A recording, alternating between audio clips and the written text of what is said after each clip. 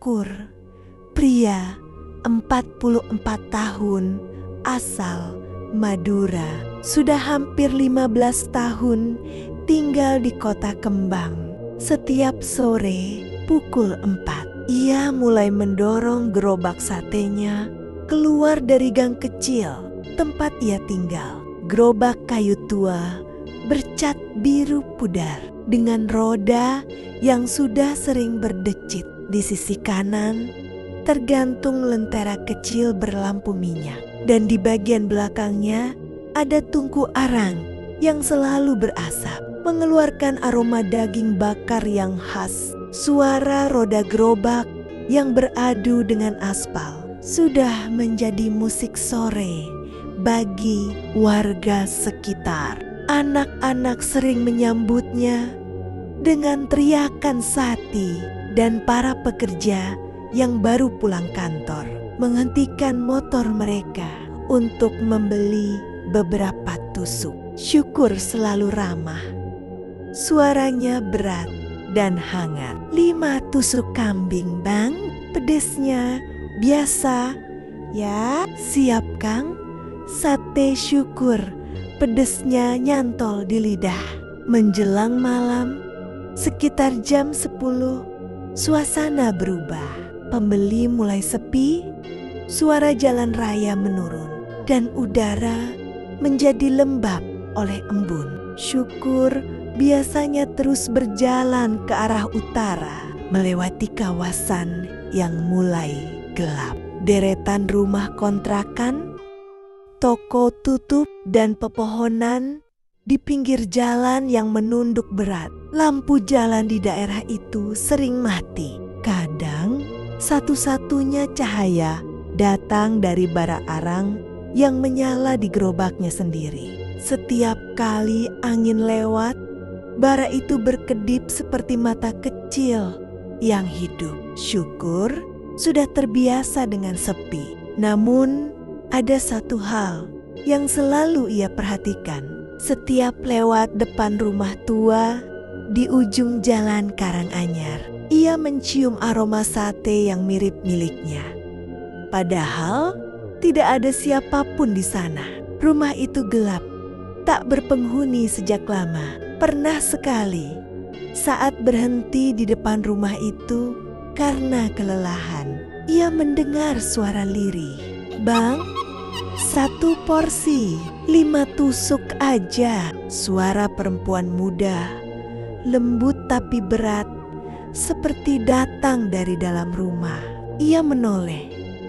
Tak ada siapapun, tapi di mejanya tiba-tiba sudah ada piring aluminium kecil dengan sambal kacang yang masih hangat. Ia terpaku, jantungnya berdebar. Seketika bara arang di gerobaknya padam begitu saja, meski angin tak berhembus. Suatu malam, Syukur merasa aneh.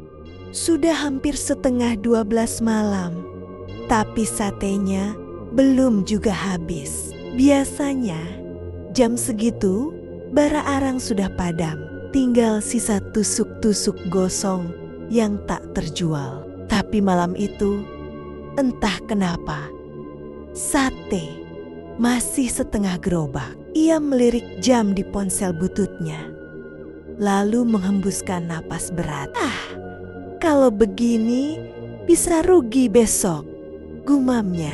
Dari warung kopi tempat ia biasa mangkal, seorang temannya sempat bilang, "Coba ke arah perumahan Pinus Raya. Katanya kalau malam suka ramai acara. Kadang ada yang beli buat nongkrong." Syukur berpikir sebentar. Akhirnya ia mendorong gerobaknya ke arah barat, menuju kawasan itu. Jalan menuju perumahan sunyi sekali malam itu. Pohon pinus kecil berjajar di sisi kiri kanan jalan. Daunnya berdesir pelan diterpa angin lembab. Cahaya lampu jalan mulai jarang. Hanya sisa sinar bulan separuh yang menembus ranting-ranting tipis. Roda gerobaknya berdecit pelan di atas jalan aspal lembab, sesekali mengeluarkan bunyi seperti diseret di atas kerikil basah. Namun di kejauhan tampak cahaya terang lampu-lampu tenda pernikahan. Lengkap ada musik gamelan yang samar-samar terdengar. Syukur, tersenyum lega. Mungkin rezeki malam ini di sana, katanya dalam hati. Begitu sampai di depan rumah megah itu, aroma bunga melati dan dupa bercampur di udara. Ada tenda putih besar, kursi berbaris rapi, dan tamu-tamu berbusana formal keluar masuk rumah. Syukur berhenti di depan gerbang, menyalakan kipas sate dan bara arang. Asap tipis naik perlahan ke langit malam. Tak lama, orang-orang mulai berdatangan. Bang, sate ayamnya 15 tusuk, saya 10 kambing, pedes. Ya, tambah lontongnya 2. Ia heran, pembelinya banyak, tapi semua berwajah datar. Tidak ada senyum, tidak ada canda. Bahkan saat uang berpindah tangan, mereka tidak menatapnya sama sekali.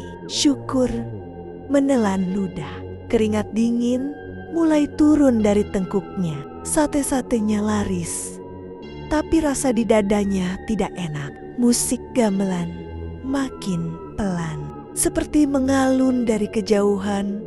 Yang anehnya tidak pasti. Ia mencoba menenangkan diri. Mungkin mereka capek. Acara nikahan wajar, pikirnya sambil tertawa kecil. Tapi saat ia menatap bara arang di panggangan, ia melihat bayangan seseorang berdiri di seberang bara, meski di sana kosong.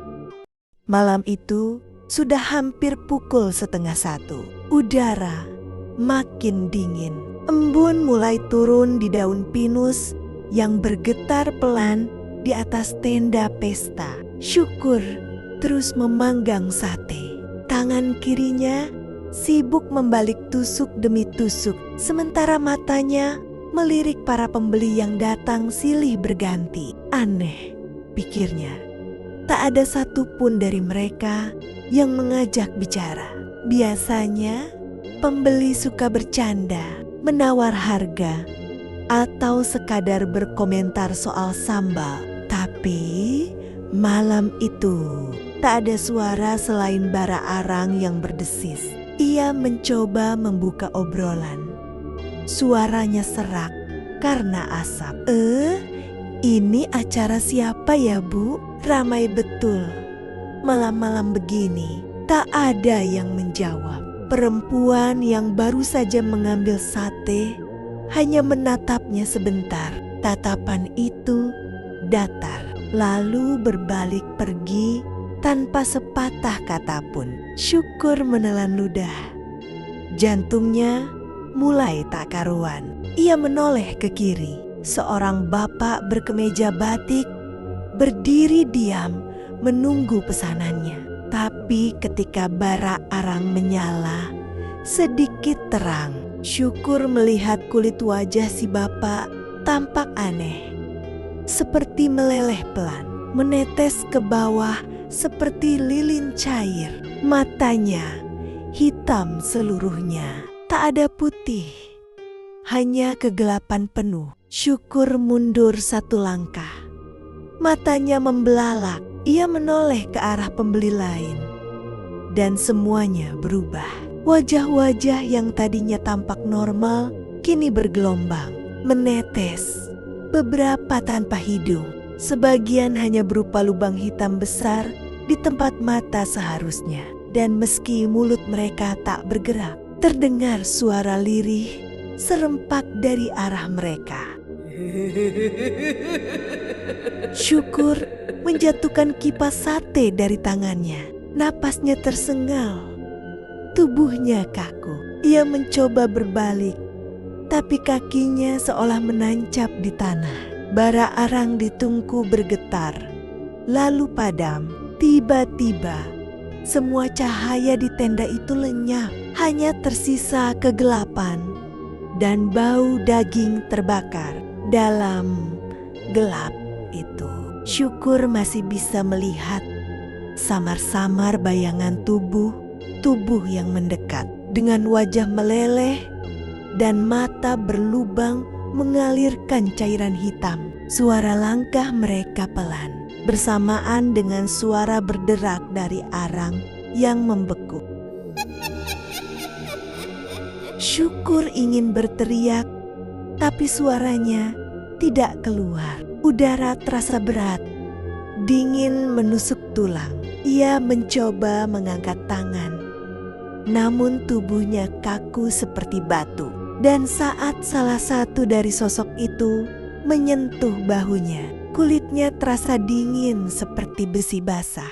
Segalanya menjadi gelap. Asap terakhir dari arang yang mati melayang perlahan ke langit, membawa aroma sate, arang, dan sesuatu yang tak bisa dijelaskan. Syukur pingsan di tempat, di tengah jalan yang sudah lama tak dilewati siapapun. Ketika langit sudah mulai memerah muda di ufuk timur, embun masih menetes di ujung daun pinus yang kecil, dan udara pagi menusuk tulang dari arah jalan utama. Sepasang suami istri yang hendak ke pasar berjalan sambil menuntun motor tua. Mereka berhenti mendadak saat melihat sesuatu di pinggir jalan. Sebuah gerobak sate yang tampak basah oleh embun. Dan di sampingnya seorang lelaki tua berjaket coklat tergeletak miring di tanah. Suaminya mendekat, menepuk bahu lelaki itu pelan. Pak, bangun. Kenapa tidur di sini?" Lelaki itu bergerak pelan. Matanya terbuka, wajahnya pucat, mata merah, dan napasnya berat. Itu Syukur, pedagang sate yang semalam menjajakan dagangannya di jalan ini. Ia menatap ke sekeliling. Tak ada tenda, tak ada rumah besar, apalagi pesta. Yang ada hanya hamparan semak pinus muda, jalan beraspal lembab, dan embun pagi. Syukur duduk dengan gemetar. Tangan kirinya masih berbau arang dan satenya sudah kering terbakar habis di atas tungku. Ia menatap sepasang suami istri itu dengan mata ketakutan. "Tadi malam ada pesta, Pak. Saya jualan di sana. Rame sekali." Suami istri itu saling pandang. "Pesta di sini, Pak? Sejak dulu gak ada rumah di sini. Ini tanah kosong dari dulu," jawab sang suami pelan. Syukur menggeleng kuat-kuat. Suaranya mulai parau. "Demi Allah, Pak, saya lihat sendiri. Ada tenda, ada orang-orang beli sate saya. Mereka ngomong, mereka makan." Tubuhnya bergetar hebat. Sang istri memegang pundaknya, berusaha menenangkannya. "Sudah, Pak, yuk ikut kami dulu. Istirahat di rumah, nanti baru cerita pelan-pelan." Mereka membantu Syukur berdiri, lalu menuntunnya ke rumah mereka di ujung kampung. Di sana, Syukur diberi air hangat dan duduk di kursi bambu, masih menggigil.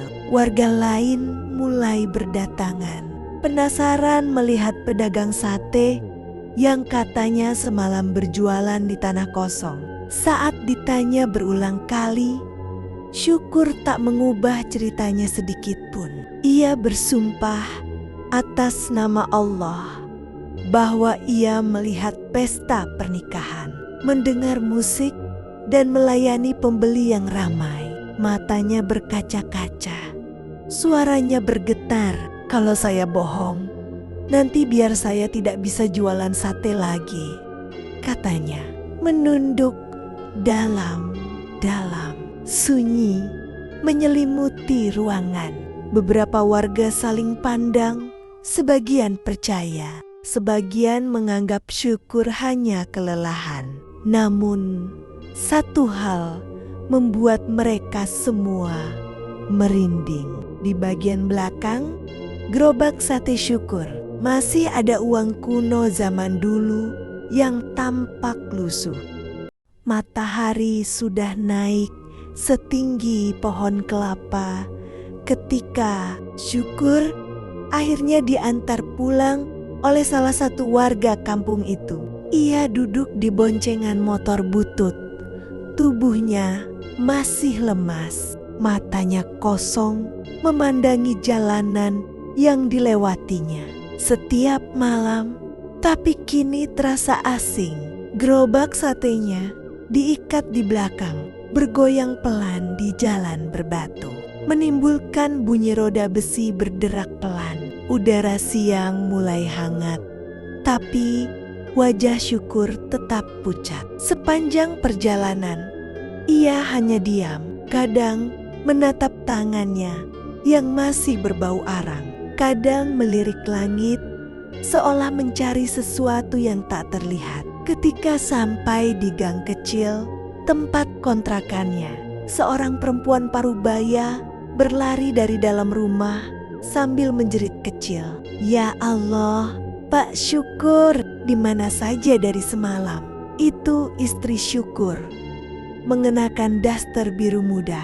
Wajahnya pucat, matanya sembab karena semalaman tak tidur.